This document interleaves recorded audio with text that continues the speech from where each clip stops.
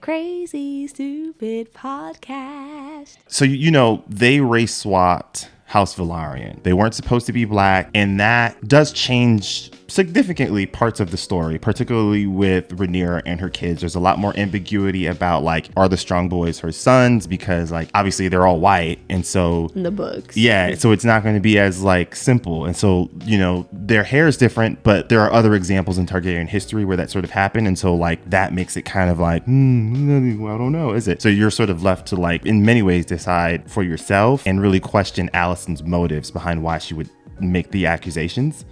But one of the things that I was sort of thinking about why I'm fine with that race swap, here's what I'll say. I know that there are concerns about, like, race swapping and gender swapping, and people will typically respond with that by saying, like, just make your own stories. And I am not against that. I think there are a lot of stories for Black and brown, Asian, indigenous people that have not been brought to the big screen or have not had a live adaptation for television that should. At the same time, I do think, I'm choosing my words carefully, because I'm not saying that I condone all versions of, like, race swapping and that we shouldn't try to push companies to take risk and do stories for people of color that are new. I'm simply saying I do think there is a very clear level of privilege that white people have due to the fact that they are represented in some of the most famous IPs that we have right now due to the history of segregation in art and in Hollywood in our country's history. When a lot of these stories were written, whether it's in a film, in a comic, in a book, all of that was very Eurocentric. All of that was very exclusionary for people of color. And so these white characters have a very long legacy that sort of has kept a familiarity in the eyes of the public. You're always going to get a Superman. You're always going to get a Batman. You're always going to get a Wonder Woman. You're always going to get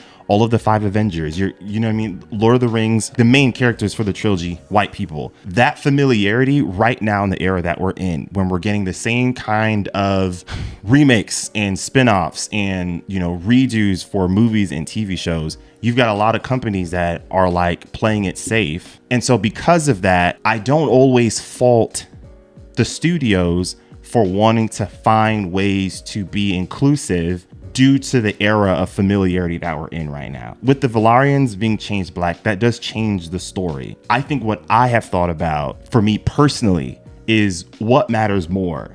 Do you think it's valuable for people of color to be represented in one of the biggest IPs in the history of the world with A Song of Ice and Fire, where on the flip side to that, it does change the story a bit, where you have to make some adjustments?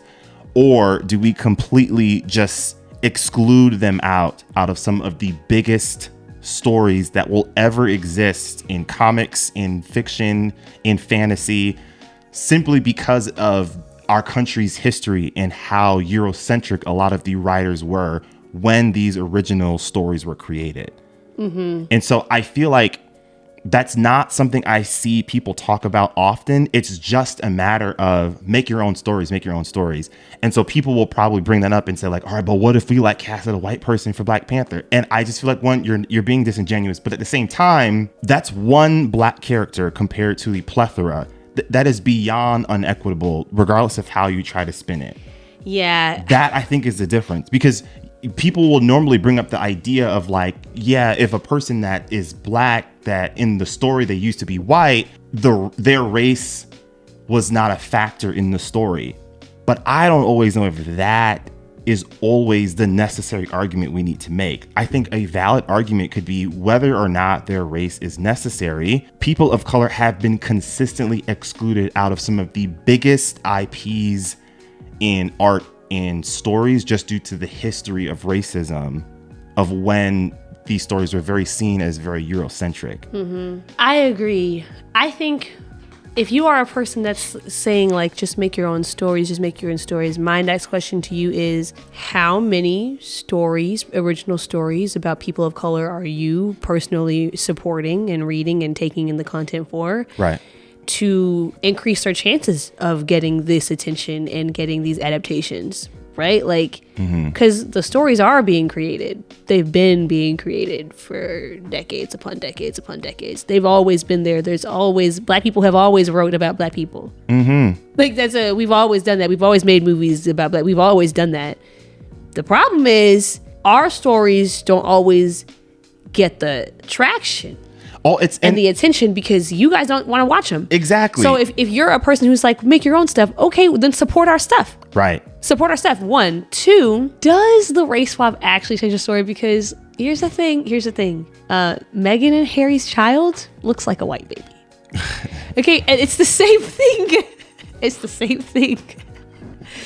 I'm sorry. Rhaenyra's children are 1/4 black. They're 1/4. Does it actually change the story that much? I don't think so. It's plausible that her children could actually look white. Like, it's extremely, extremely plausible. No, paper bag test. Like, 1 drop rule. That's the first thing. Because here's the thing. Listen, because Harry's parent, there was people in the royal court were like, I don't know, what's the baby gonna look like? That child is white with red hair. He is white with red hair because he's 1/4 black. Yeah, black stories don't get the traction, but I also think they are not given the luxury of making a mistake during trying to become a live adaptation. Because Game of Thrones could have fell. Well, it did. The pilot episode for Game of Thrones was terrible, and they all promised each other, we will never release it to the public. No one will ever know how bad that pilot episode was. And to be honest, they were still like, we're going to go through with it. That is not the reality for a lot of black stories. There's always this sort of risk of like, oh, if it's not good, and it puts the pressure on us. Like, we got to go watch it. We got to go watch it, because if it flops, they won't get the chance to do it. I mean, from the exact same network, HBO, Rap Shit just got canceled. Right. I mean, I personally didn't need a second season of this show, but Lovecraft Country was canceled after its first season. It says a lot. Because we don't get that luxury, I am always going to try to have a nuanced take when a race swap happens, because sometimes that might be our best chance of representation. Yeah. Race swapping is not this new woke thing that has happened in like the last 2 years. Brandy was Cinderella and she's black. Also, that entire movie was just a giant race swap. Wilson Fisk in the Ben Affleck Daredevil was a black man. This is not a new thing. I promise you, if you were to really look hard enough, you would find they actually did quite a few race swapping in the last 20, 40 years. But I just wanted to add that in there. Not a new thing. There's revisionist history that you're listening to some crazy conservative. That now you're suddenly mad. The outrage over the Little Mermaid was kind of wild. Yo, that was crazy. I was like, listen, I love the original Little Mermaid. I still like the original Little Mermaid better than the live adaptation. Love Halle, but I still like the original better.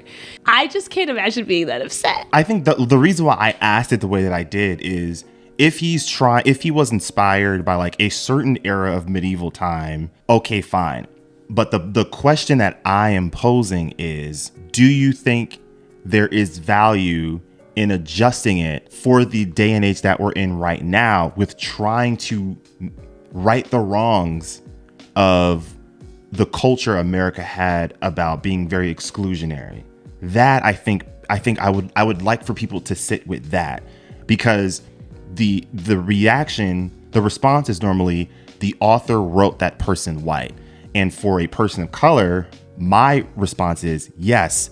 And that was a very problematic norm for a lot of fiction and fantasy and comic books of that time. Right. We won't be able to go back and rewrite history, but we can adjust it for now, because we're in an era where we don't have to adhere to that culture. The fact that people could not imagine black people in these worlds is not justification. Yeah. The fact that at the time, because that's really all it is. Sure, you can say he based it on a certain whatever. If you are imagining a world of dragons and magic and White Walkers, and you can imagine all of this, and you cannot imagine a world in which black people do not exist outside of roles of servitude, because that's all we had. We had what's her name? Missandei and Grey Worm.